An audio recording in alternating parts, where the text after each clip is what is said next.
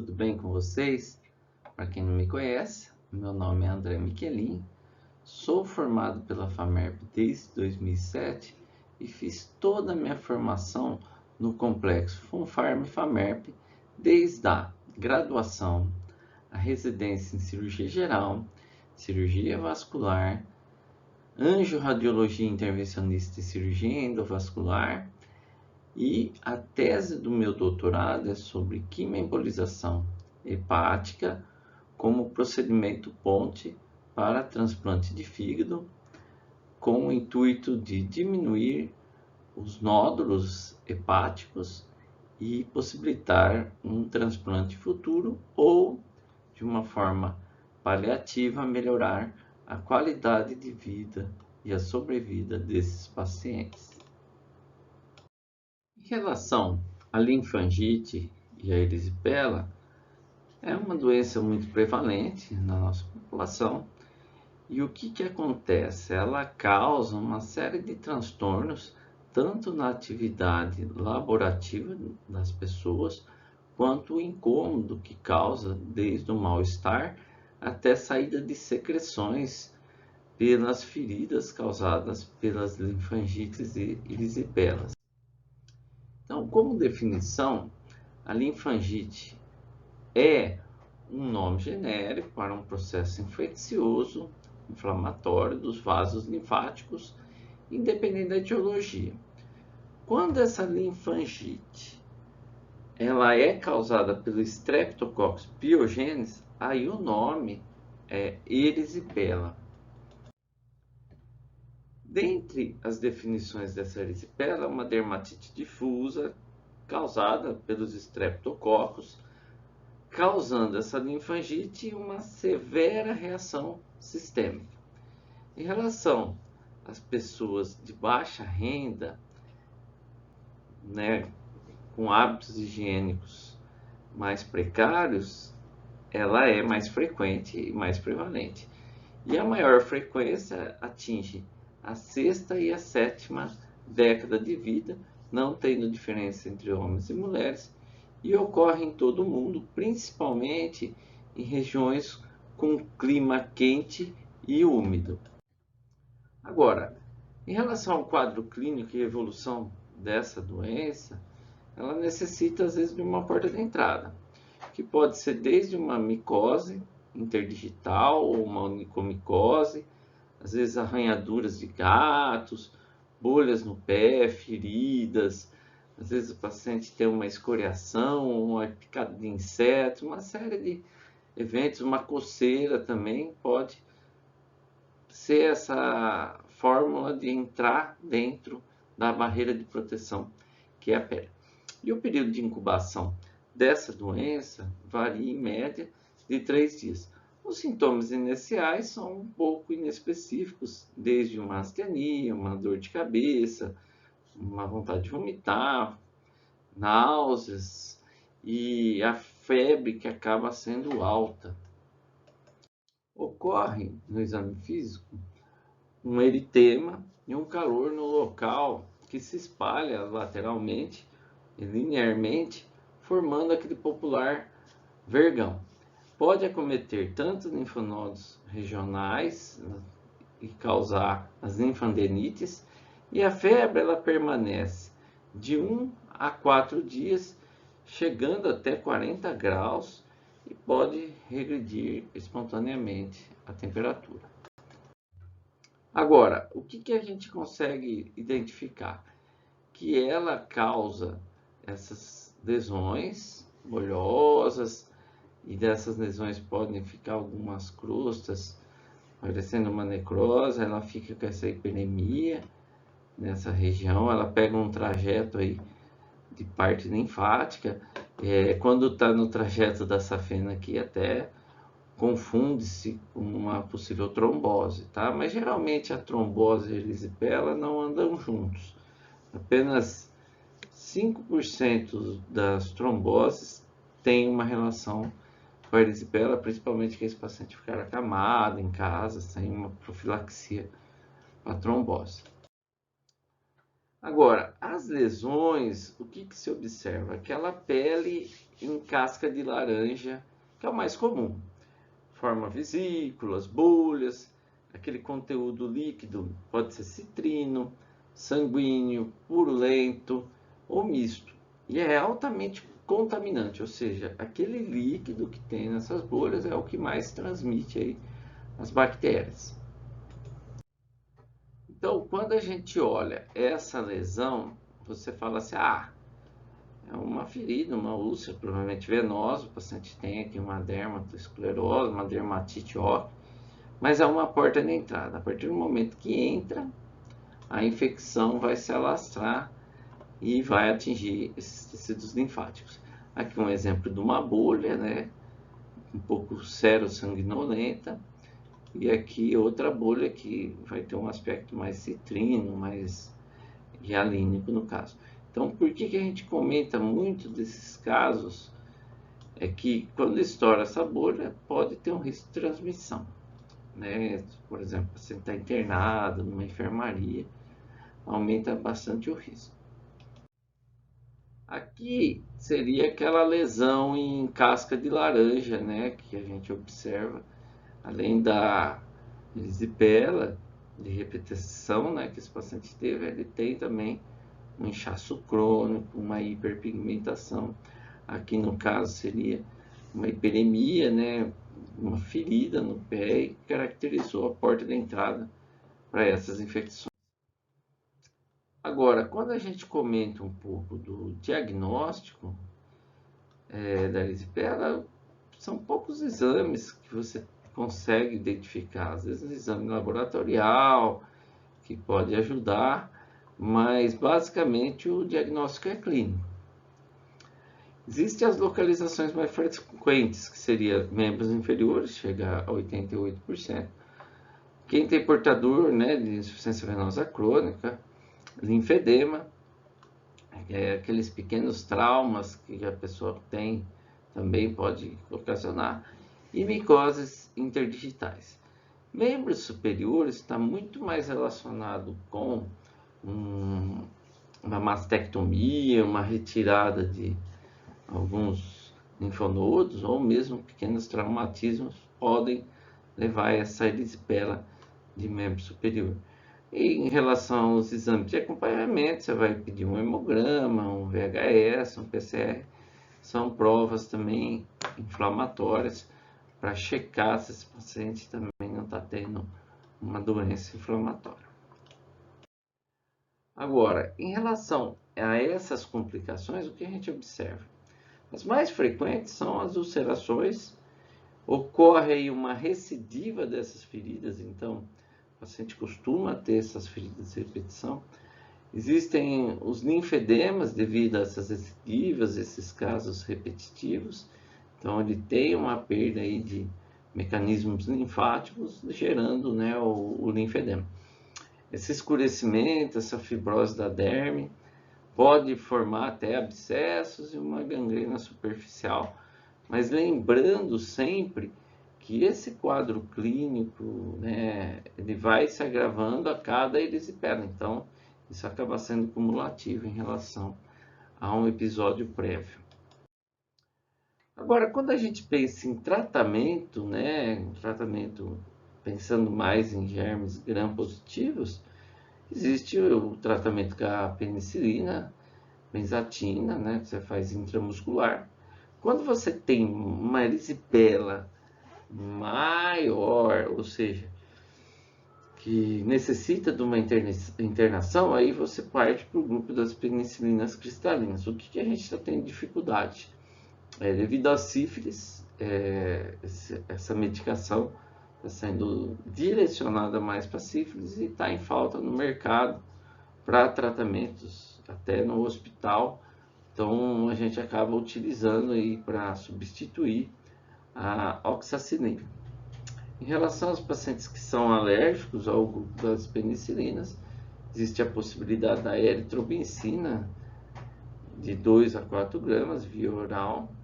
Outras alternativas seria a clindamicina, a sulfa, tudo isso para poder conseguir um tratamento que seja o melhor para cada paciente que esteja com essa patologia. O tratamento dessas erisipelas de forma clínica acaba tendo alguns comportamentos que ajudam. Por exemplo, o paciente ficar com as pernas para cima, a utilização de antipiréticos, analgésicos, anti-inflamatórios, antihistamínicos para diminuir a coceira, né, o prurido. E também esses tratamentos sistêmicos dessas dermatomicoses, né? Então, essas micoses são a porta de entrada aí para esse tipo de infecção. Hoje existe aí também para tratamento de micose o laser transdérmico, que ajuda bastante nessa relação aí, relação às infecções e feridas. Agora, o tratamento dessas lesões cutâneas, o que acontece? Existem alguns cuidados que você pode ter. Agora, se as lesões são mínimas, sem vesículas ou sem bolhas, por exemplo, é só hidratação. Agora, se tem grandes bolhas, com um líquido mais claro, uma drenagem dessas bolhas e hidratação da pele ajuda bastante.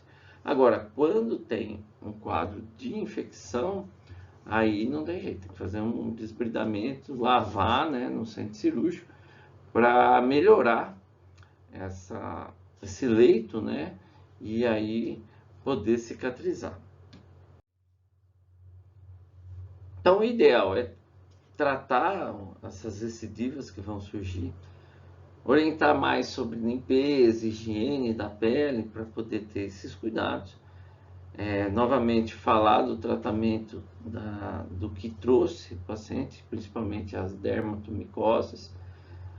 Fazer um programa de acompanhamento e tratamento em relação à insuficiência venosa crônica, se for necessário cirurgia, se for necessário retirar essas varizes com endolaser, outros materiais, e também o laser transdérmico associado com a espuma, com excelentes resultados. E a penicilina benzatina, que é a benzetacil, ela tem a ampola em 1.200.000 unidades, e essa é feita a cada 21 dias. No diabético, principalmente, a gente mantém até por 6 meses nesse esquema para conseguir manter uma melhora do quadro e uma prevenção para evitar uma nova infecção. E quem for alérgico, então, à penicilina, a gente comentou da eritromicina, 500 mg cada 12 horas por 10 dias, e a sulfa também por 10 dias, mês, para poder ter uma resposta aí que seja o melhor para o paciente. Em relação ao tratamento dessas feridas, principalmente para evitar o risco aí numa erisipela, hoje a gente tem uma novidade. Existe o laser transdérmico que pode possibilitar a melhora na cicatrização dessas feridas. Tem também um efeito antibactericida, melhora a fase tanto inflamatória quanto proliferativa da ferida e auxilia bastante. Então, eu vou mostrar nessa imagem o laser transdérmico. Aqui é o kit úlcera, que eu gosto bastante para tratamento, no caso aqui, que seria uma ferida por uma insuficiência venosa crônica. E esse paciente, quando chega no consultório, estava com uma ferida, eu vou mostrar a seguir, com aspecto bem de infecção. É o mesmo paciente da imagem anterior, você vê o kit úlcera aqui, e essa ferida melhorou bastante. E conseguimos observar aqui, ó, o laser transdérmico nessa região para melhorar a ferida e conseguir contribuir com a cicatrização e evitar aí uma possível infecção nesse paciente. Então, hoje eu vejo que o laser transdérmico ajuda demais. Quer verem a progressão? Olha só. Essa ferida era assim, com um mau cheiro. Esse paciente estava com essa infecção e uma hiperemia em volta da ferida, e ele tem 96 anos e optou apenas pelo tratamento clínico. E ao longo da evolução com o laser, olha, já melhorou o aspecto, aqui já diminuiu bastante, e nesse caso está quase cicatrizado, ou seja, esse paciente ele conseguiu em 2 meses e meio ter uma evolução fantástica dessa ferida. E qual seria a chance dele só com um tratamento clínico ou devido a essa pandemia, esse risco de internação, né? Os pacientes estavam com medo do Covid. Então, nesse caso aqui, ele optou pelo tratamento totalmente no consultório, sem uma necessidade adicional, né, de internação. E nesse aspecto, isso motivou a gente continuar, porque teve uma grande melhora da cicatrização. Agora, é muito importante saber que a ferida não é uma doença. Existe uma doença que causa ferida, então nós precisamos saber qual é a causa dessa ferida para a gente conseguir fazer essas identificações e optar pelo melhor tratamento. Então, nesse caso, é um paciente que tem uma insuficiência venosa crônica e o tratamento foi a compressão elástica. A gente utilizou o kit Ulcer, que é uma meia de alta compressão, 30, 40 milímetros de Hg, associado aqui com um agiderme apenas. Em alguns casos eu pus um pouquinho só do Polexan para causar esse desbridamento, e associado com curativa 2 vezes ao dia e o laser transdérmico para poder completar esse tratamento. É mais um caso que a gente fala, né, de feridas, e não são poucas, tá? Que causam a erisipela. Então a gente fica naquela situação.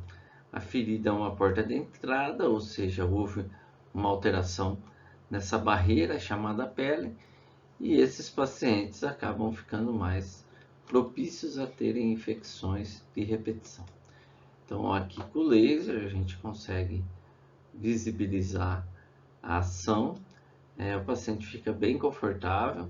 A gente usa um jato gelado também a menos 20 graus Celsius, se caso o paciente houver esse desconforto.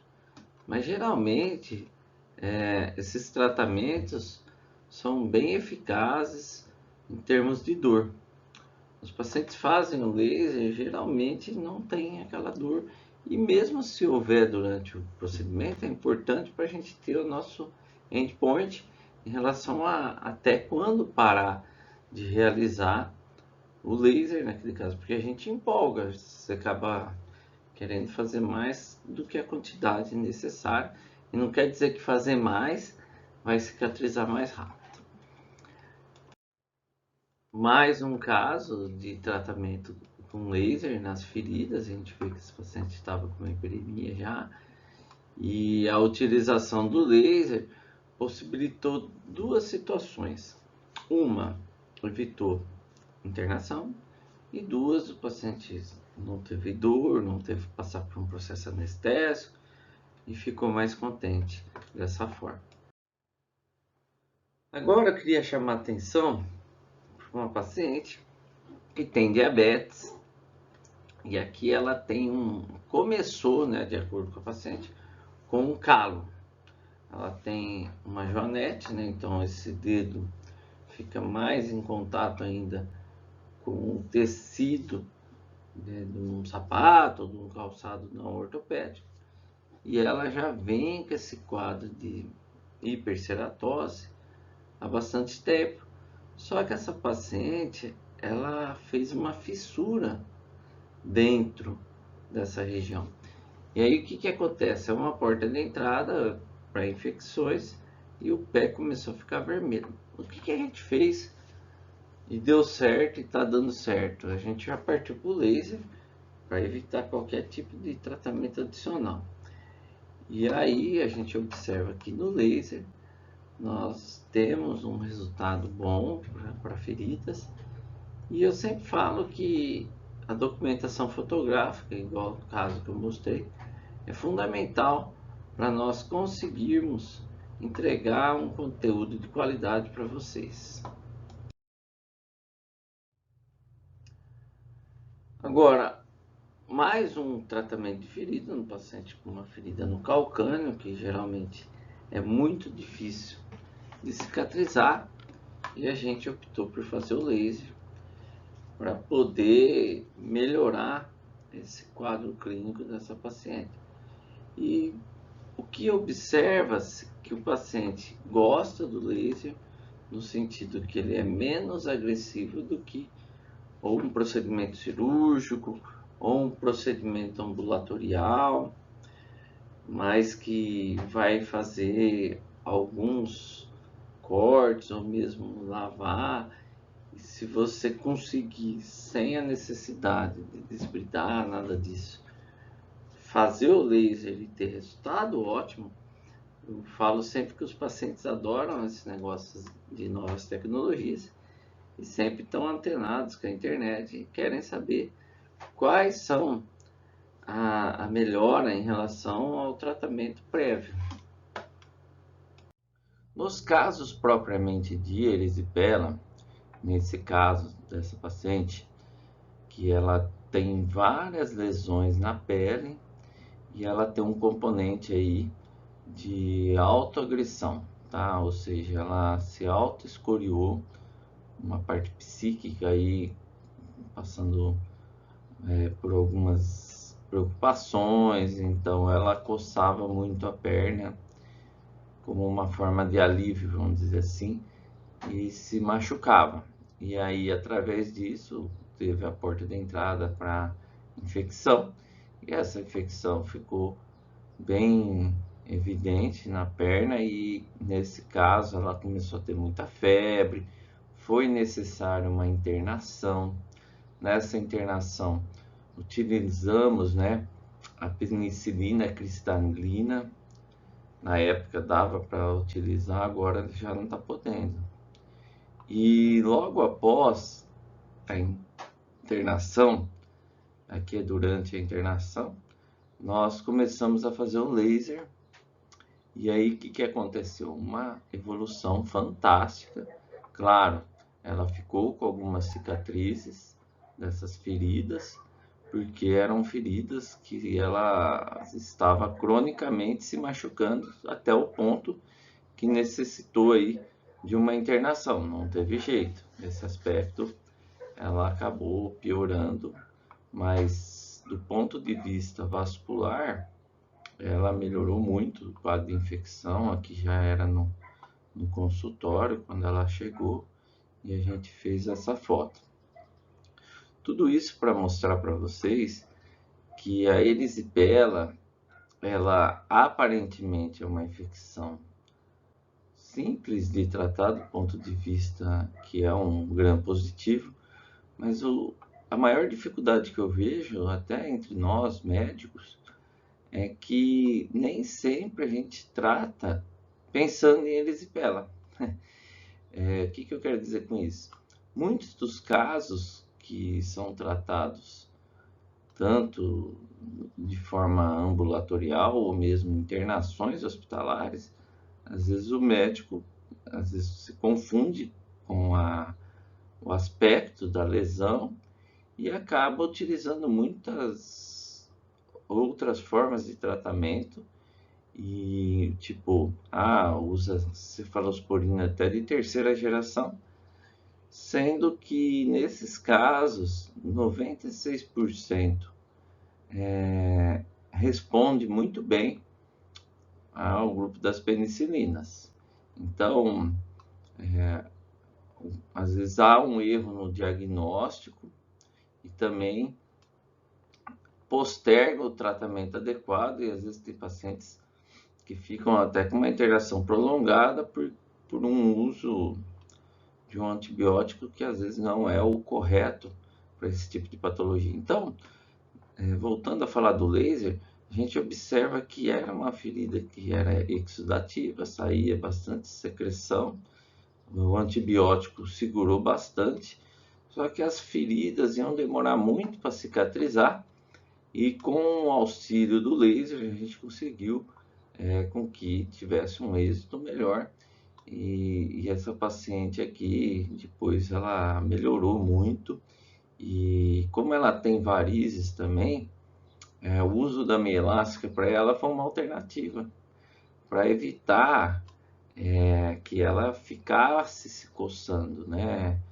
As varizes também dá prurido, então uma coisa leva a outra, por mais que tenha a parte psiquiátrica envolvida, né? Que ela comentou comigo, existe também a doença de varizes, que nesse caso contribuía às vezes para a coceira, que ela falava que tinha coceira nas pernas. Então, você vê que foi um caso que ela tinha mais varizes nessa perna, tanto é que na outra perna não tinha essas lesões aqui, que não aparece. Mas ela coçava mais essa, porque essa ela tinha varizes maiores, talvez pode justificar, né, por que ela coçava uma perna e a outra não, tá? Então a gente tem que ver que existe uma doença emocional, mas existe uma doença que causa esse tipo de abordagem que a gente tem que sempre observar nos nossos pacientes. É complicado você julgar que é só um tipo de patologia ou é só um tipo comportamental. Temos que analisar tudo para conseguir fazer um diagnóstico preciso e poder ajudar os nossos pacientes. Agora, pensando que a onicomicose também pode ser uma porta de entrada para as erisipelas, existem os tratamentos a laser, que são realizados principalmente pelo dermatologista. E eu vejo que os vasculares também, com laser, tendo esse paciente com onicomicose, seria interessante também tratar, justamente porque ele acabou de ter uma infecção, tipo uma erisipela. Até esse paciente procurar um dermatologista, buscar o tratamento, sendo que o vascular também poderia, pelo menos, fazer o laser nesse paciente que é dele, no sentido de acompanhamento, e adiantar e resolver o problema dos nossos pacientes. Então, outra alternativa seria o laser para esse tipo de tratamento, como eu vou mostrar. Você observa que é rápido e o endpoint desses tratamentos a laser sempre um deles é a dor, né? O paciente começa a sentir dor. Nesse caso, várias posições para fazer o laser, tá? Tanto na ponta da unha quanto por cima, porque esse paciente aqui tem uma unha bem modificada e ele teve erisipela e a gente optou por esse tratamento também com laser para ajudá-lo, no sentido que ele não teria uma oportunidade, às vezes, de ir num dermatologista já e buscar esse tratamento. Então, o vascular hoje ele tem uma função social muito importante, no sentido que nem sempre esses pacientes chegam ao dermatologista.